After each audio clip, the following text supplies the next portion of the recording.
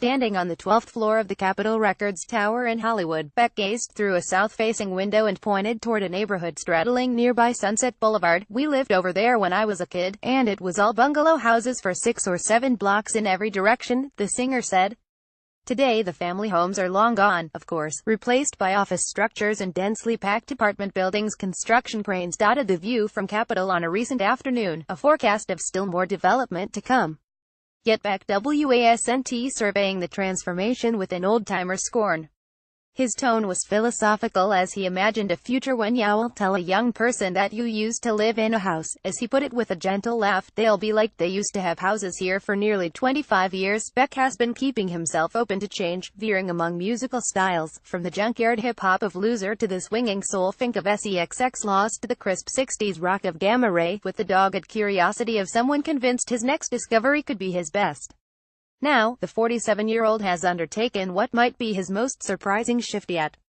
As the follow-up to 2014's Morning Phase, a lushly arranged collection of orchestral folk tunes that won the Grammy Award for Album of the Year, Beck teamed with producer and songwriter Greg Kurstin to create Colors, which trades moody, slow-moving acoustic guitars for ecstatic pop melodies and slick dance beats. Released last week, Colors also feels like an unabashed stab at mainstream currency by an artist who not long ago was reaching for something more like timelessness. "I think we treated this album like it was one that a lot of people would hopefully like," said Kurstin, known for his blockbuster collaborations with Adele Hello and Kelly Clarkson Stronger. "It seemed like it might not be too weird to get played on the radio." See more videos in that regard. The men have succeeded, with 2 tracks from Colors, The Throbbing Wow and the disco Grungy Dreams, peaking inside the top 10 of Billboard's alternative chart. Wow also soundtracked a widely seen car commercial, one of several high-profile licensing deals Beck has struck for the new album, which he'll celebrate with a sold-out show Wednesday night at the Ford Theater. Yet Colors doesn't feel as craven as all that might suggest. Its textures are vivid and ear-grabbing, its emotions powerfully expressed. The album is functioning commercially in the same way that music by Beyoncé or Chance the Rapper functions commercially, as a means of being heard, of taking part in the larger cultural conversation. "I was thinking about connection and possibility and freedom," Beck said, adding that he was inspired by a sense he often gets about 4/3 of the way through a concert, when audience members relax their natural inhibitions and it feels like anything could happen. "Who are we when we get in that space?" he mused. And what would happen if there were songs that could help unlock it? Beck came to Colors after spending a bunch of years focusing on projects he described as experimental and angular and obtuse and a little harder to access. Before Morning Phase, which openly echoed the rootsy arrangements of his 2002 album Sea Change, had produced brainy indie rock albums by Stephen Malkmus of Pavement and Sonic Youth's Thurston Moore, and put out Song Reader, a book of sheet music. "So, after that, I just wanted to write some really simple songs with melodies," he said, dressed in a flannel shirt, his blonde hair boyishly mussed, as he reclined in a chair in a small mixing suite at Capitol. He did a bit of recording with Pharrell Williams, whose album Girl was among those Morning Phase beat at the Grammys in 2015. Another was Beyoncé's self-titled record, which led Kanye West to famously leap on stage and pretend to interrupt Beck's acceptance speech. He also tried writing with Paul Epworth and a handful of other studio wizards.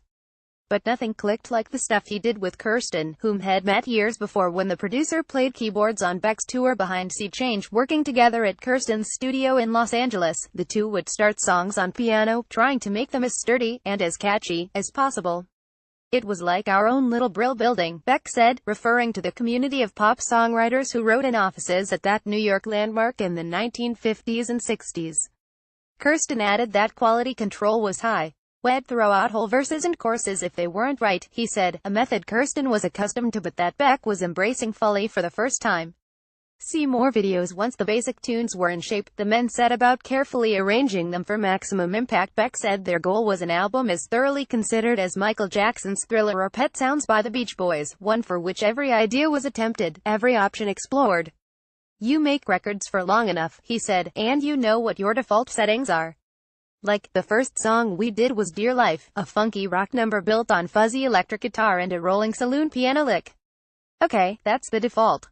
We can make a whole record like that in a couple weeks.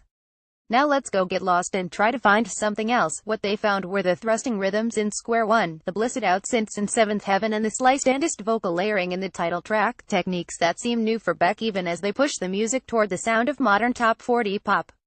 Or at least his own version of that sound, Beck was quick to point out. With most things these days that aren't rock bands, actually, with the rock bands too, everything's in the box, he said, meaning the instrumental voices are simulated or sequenced by machines. You're hearing sounds that have never been recorded through the real world, so there's no air in them. Colors, in contrast, consists of hand-played performances that have been polished to a gleam. It's really tight, but it's breathing, Beck said. That was the trick. Caption Michael.Wood at lawtimes.com. Twitter at Mikhail Wood. Also, he losing Tom Petty feels like losing a piece of ourselves. What Springsteen on Broadway gets wrong about the boss job. Pink on her new album, Billy Joel, and why she's over pop star feuds.